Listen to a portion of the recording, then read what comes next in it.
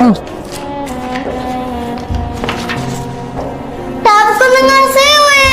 Susundin ako ni Mama. Uwi na ba tayo?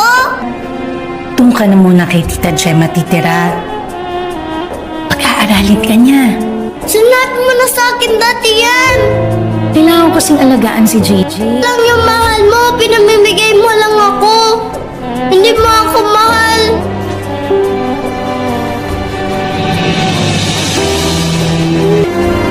Kapatid ka.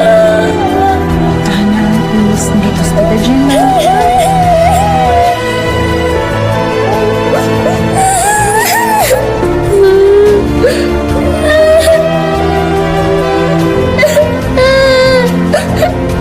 Pero dumating din yung araw na nagkaroon ako ng balita tungkol sa'yo, JJ. Nung naging okay ka, nung magaling ka na,